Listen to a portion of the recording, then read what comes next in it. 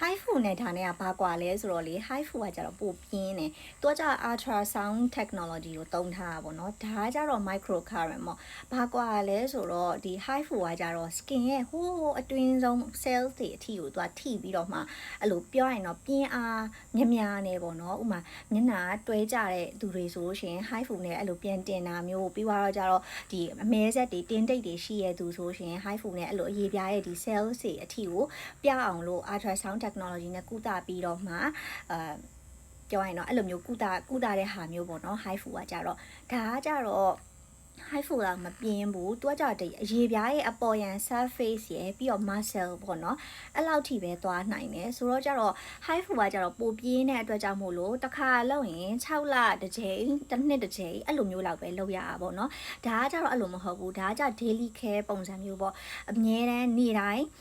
သုံးလို့ရတယ်တစ်ရက်ခြားနှစ်ရက်ခြားလဲသုံးလို့ရတယ်မျက်နှာတစ်ပြီးဝိုင်းသူ့ရဲ့ဒီအစီပလင်းလေးနဲ့နှိပ်တဲ့ပုံစံမျိုးပေါ့နော်ပြောရင်တော့ muscle ကို relax လုပ်ဖို့အတွက်ဒါနှိပ်ပေးတဲ့သဘောမျိုးပြီးတော့ကြသူ့မှာ vibration ပါတဲ့အတွက်ကြောင့်မို့လို့ဒီသူ့ရဲ့တုံခါမှုနဲ့ cell တွေက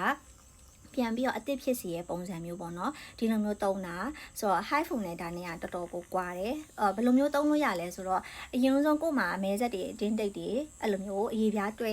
ကြတာတွေပါရှိရဆိုရင် high fu နဲ့အရင်ကုတာပေါ့နော်အဲ့လိုကုတာပြီးတော့မှနောက်ပိုင်းကိုဥမာ high fu နဲ့တစ်ခါလောက်ကုတာပြီးရင်နောက်ပိုင်းကတောက်လျှောက်ကိုဒီလိုမျိုး daily care ပုံစံမျိုးနဲ့ပေါ့နော်ဒီဆက်လေးနဲ့အဲ့လိုမျိုးနှိပ်သွားရင်ရတယ်ဗျ maintenance ပုံစံမျိုးပေါ့နော် तू ကဒီဟာတခုတည်းသုံးပြီးတော့ချက်ချင်းပြန်ဆိုပြီးတော့ပျောက်သွားတာမျိုးတော့မဟုတ်ဘူး high fu လောက် तू ကအာနိတင်မပြင်းတဲ့အတွက်ကြောင့်မဟုတ်လို့ daily သွားရင်တော့ရတယ်ဆိုတော့ဒီလိုမျိုးလေးခွဲသုံးလို့ရတာပေါ့နော်ပြင်းအားပြော့အားအနေနဲ့ဆိုရင်လည်းဒီဟာကအားပြော့တယ် high fu ကတော်တော်အားပြင်းတယ် ultrasound ဆိုတော့ तू ကလုံးဝအတွင်းထဲထိသွားရပေါ့နော်ဒီဟာကျတော့ muscle အပေါ်ယံလောက်ပဲသွားတယ်ပြီးတော့နောက်ဗာလဲဆိုတော့မြန်လေး result တိတာတယ်ဒါကကြတော့ဘယ်လိုမျိုးလဲဆိုတော့ဥမာမနက်ပိုင်းအိပ်ရာထလာတယ်ဥမာဗာလဲ makeup ပြင်တဲ့အချိန်မှာမျက်နှာအရန်ဖောင်းတင်းနေရဲ့သူမျိုးဆိုရှင်ဒါနဲ့အရင်ဆုံးနှိပ်ပြီးတော့ muscle တွေကို relax လုပ်ပြီးတော့မှ तू ကဟို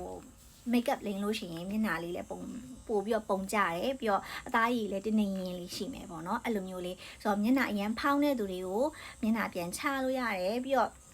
muscle relax လုပ်တဲ့အတွက်ကြောင့်မို့လို့